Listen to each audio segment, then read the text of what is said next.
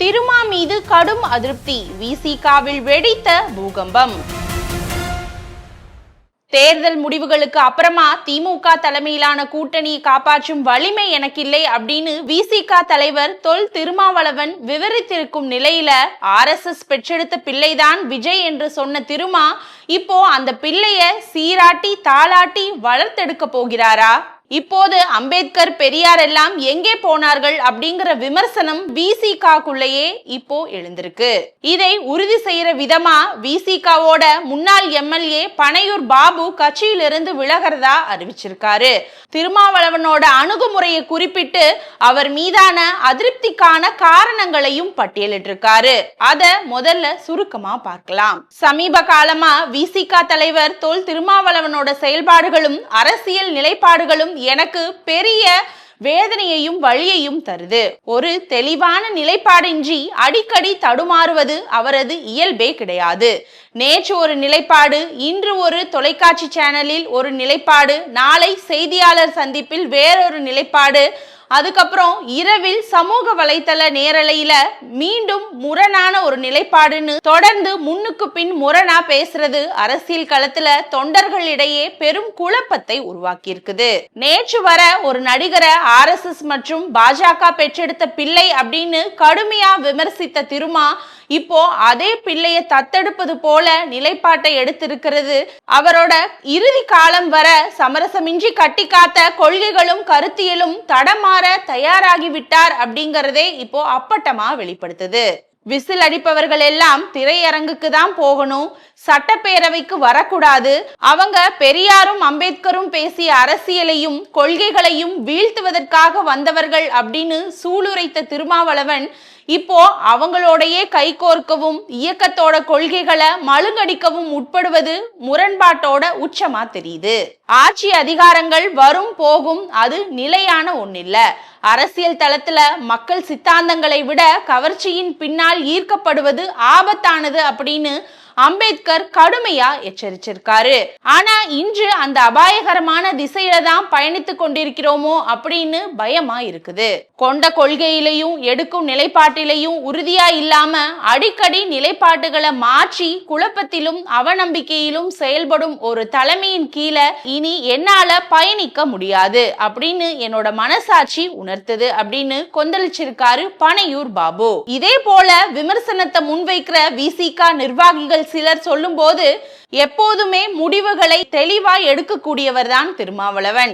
இந்த தேர்தல்ல ரொம்பவே நிலை தடுமாறிவிட்டாரு. திமுக கிட்ட 10 தொகுதிகளும் ஒரு ராஜ்யசபா சீட்டும் கேட்டிருந்தா கூட கொடுத்திருப்பாங்க.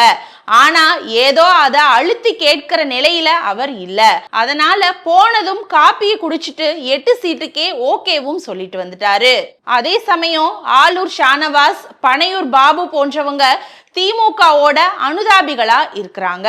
அதனால இந்த தடவை அவங்களுக்கு சீட் தருவதில்லை அப்படின்னு முன்கூட்டியே முடிவும் எடுக்கப்பட்டுச்சு. அதனாலதான் தொகுதிகளோட எண்ணிக்கை முடிவானதுமே 3 நாட்கள் டெல்லியில போய் முடங்கினாரு திருமா. திமுக தொடர்ச்சியா அழைச்ச பிறகே தொகுதிகளை இறுதி செய்ய டெல்லியிலிருந்து கிளம்பியும் வந்தாரு.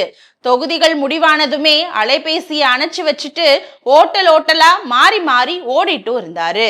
யாருமே எதிர்பார்க்காத விதமா காட்டுமன்னார் தொகுதியில தானே போட்டியிடுவதா அறிவித்த திருமா தொங்கு சட்டமன்றம் அமையலாம் அப்படின்னு பலர் முன்னிலையில அதற்கான காரணத்தையும் விளக்குனாரு.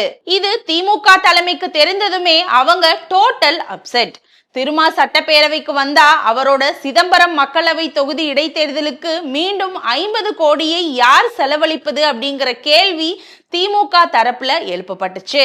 இது போன்ற காரணங்களாலதான் திருமா முடிவை மாற்றியும் கொண்டாரு. அதுக்கு பதிலா காங்கிரஸ்காரரான ஜோதிமணியை காட்டுமன்னார் கோயில்ல வேட்பாளராகவும் நிறுத்தினாங்க. இந்த தொகுதியில அப்போதைய சிட்டிங் MLA-வான சிந்தனை செல்வன் மீண்டும் அந்த தொகுதியை கேட்டு மன்றாடியும் அவருக்கு மனம் மாறல. இந்த நடவடிக்கைகள் எல்லாமே திமுக விசிக தொண்டர்களிடையே பெரும் இணக்கத்தை உருவாக்கல. இது திருமாவுக்குமே தெரியும். அதனாலதான் வாக்கு எண்ணிக்கைக்கு முன்பே சில இடங்கள்ல விசிக தோழர்கள் திமுக வேட்பாளர்களுக்கு ஒத்துழைப்புமே கொடுக்கல அப்படின்னு அவரே சொல்லியிருக்காரு.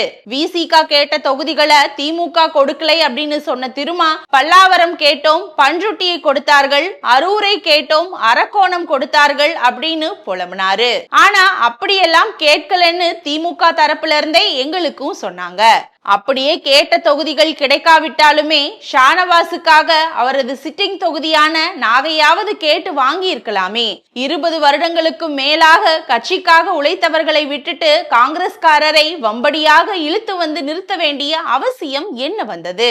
தேர்தலுக்கு முன்னாடிதான் இப்படின்னு பார்த்தா ரிசல்ட்டுக்கு அப்புறமா திருமாவளவன் எடுத்த முடிவுகளும் குழப்பத்தோட உச்சமாதான் இருந்தது. தன்னை சந்தித்த கூட்டணி தோழர்களிடம் நீங்கள் என் கூடவே இருங்க அப்படின்னு கேட்டு ஸ்டாலின். ஆனா ஆதவர்ஜுனா நீங்கள் கம்யூனிஸ்டுகளையும் அழைத்து கொண்டு வந்து விடுங்கள் அப்படின்னு திருமாவுக்கு அசைன்மெண்ட் கொடுத்தாரு. கம்யூனிஸ்டுகளும் முதல் ஆளா தாவேகா ஆதரவு நிலைப்பாட்டையே எடுத்தாங்க. அதுக்கப்புறமா தான் திருமாவை முதல்வராக்குவோம் அப்படின்னு திமுகவும் அதிமுகவும் சேர்ந்தே ஆஃபரும் கொடுத்தாங்க.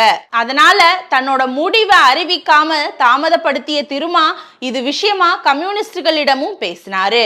ஆனா அவங்களோ, தோழர் இது எங்களோட பொலிட் பீரோ எடுத்த முடிவு, அப்படியெல்லாம் மாற்ற முடியாது அப்படின்னு தங்களோட நிலைப்பாட்டுல உறுதியா இருந்தாங்க. பாமகவும் திருமாவளவனை முதல்வராக்க சம்மதிக்கவில்லை. இத்தனைக்கும் அப்புறமாதான் தாவேகா அரசுக்கு ஆதரவளிக்கிற முடிவுக்கே வந்தார் திருமாவளவன். இதை தொடர்ந்து வன்னி அரசுவை அமைச்சர் பதவிக்கு சிபாரிசு செய்யறதுல விசிகாவுக்குள்ள 2 விதமான கருத்துகளும் வெடிச்சுது. அவரை அமைச்சராக்குனா இன்னொரு பவர் சென்டர் ஆகிடுமோ அப்படின்னு சிலர் சந்தேகமும் கிளப்புனாங்க. தாவேகா தரப்பும் திருமாவே அமைச்சரானால் நன்றாக இருக்கும் அப்படின்னு தங்களோட விருப்பத்தையும் சொல்லுச்சு. இருந்தாலும் கட்சியை காப்பாற்ற வேண்டிய கட்டாயத்துல இருப்பதால வன்னியரசுக்கே வாய்ப்பளித்தார் திருமாவளவன்.